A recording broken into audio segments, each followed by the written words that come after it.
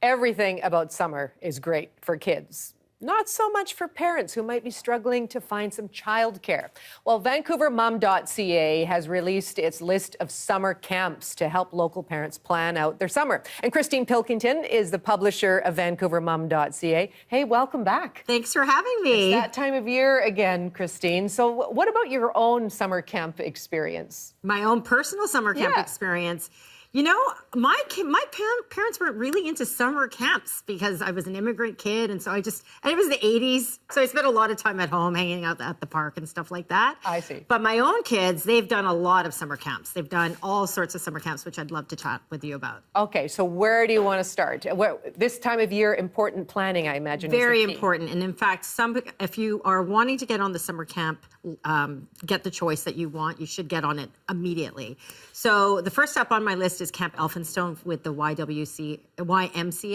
So the YMCA, they offer this phenomenal camp right on the Sunshine Coast. That was the first camp my kids had gone to, and it was just a great experience. They do things like high ropes, archery, canoeing, all the things that you would think of for a traditional overnight summer camp. They have a terrific leadership program. One of my adult friends has gone through that program, and she's a stellar entrepreneur now, so I can vouch for them that it yields investment for the future. I see. Well, okay, Elphinstone, that's just across the strait. You just have to go over to Sunshine Coast.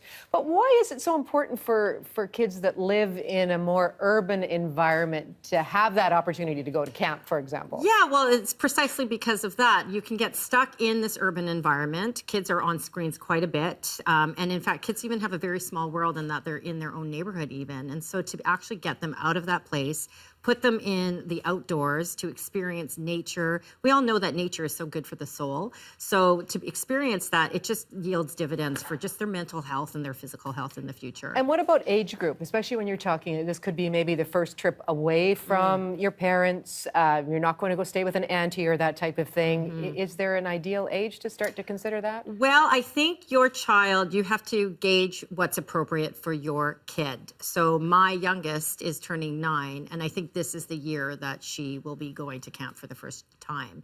So I think every kid is different. My second child went, and she had to take a couple of years off before she could go back, so maybe it was too soon for her.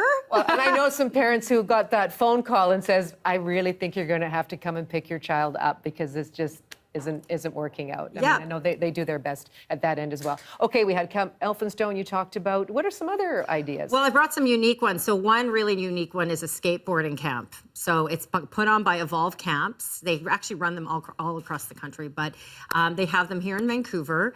And what they do with this is they come and they pick up your kid as a designated spot. Then they take them to a different skate park every single day. So, it changes day by day, so I'm not going to say exactly where they go, but suffice to say that your child, by the end of it, will learn how to definitely ride a skateboard. They'll know how to maybe do some tricks, depending on what they are, and just have a lot more confidence with being able to ride a skateboard. And I don't know about you. I don't know how to ride a skateboard. I don't, no. So there's no way I'm going to be teaching my child how to do that. So that's a great example of outsourcing a skill to somebody else to do. Get the safety pads, too. Exactly. Get the safety pads and the helmet and all those kind of things as well. For sure. Skateboard, anything else? There's Pedalheads Camp. So Pedalheads not riding, but in this case, it's riding a bike. So you can start with a younger kid with this camp, a child who doesn't know how to ride a bike, for instance. That's actually their most popular camp. But if you have a child who has some riding ability even, because some people say, I don't need to sign up my kid for that because they already know how to ride a bike. But we live in a very bike-friendly city. If you are a person who wants to encourage your child to ride a bike, it's good to have them have the skills and the safety awareness on how to do that, right? So from a parent's perspective, is this something you would bring out the options and have the discussion with your kids? Do you impose what you think would be good for them, or do you wait for their input at the outset? That's a great question. It's actually a mix. So in some cases, in many cases, my kids just don't even know what's available. Right? Because, as I said earlier, all children have a relatively small world, so they don't know.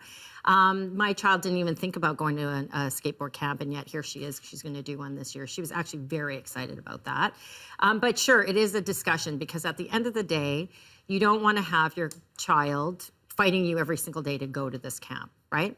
So on one hand, yes, cater to what they want and so forth. But there might be some cases although I can't think of one right now, but you might want to be just a little bit more suggestive of where they want to go. Well, that's a little bit for the younger kids. What about if you have a teenager and your biggest concern would be keeping them away from the Xbox or social media for the day? Yeah, well, for sure, camps are a great way to take care of that. There is, for example, Sprouting Chefs is one as a camp that I'd recommend. In this case, they have two options. One is first off, Sprouting Chefs is all about wellness. So first, it's about teaching the whole child wellness, but also they have a strong nutrition and cooking component. So I don't know about you. I've not met a kid that doesn't like to cook. Yeah.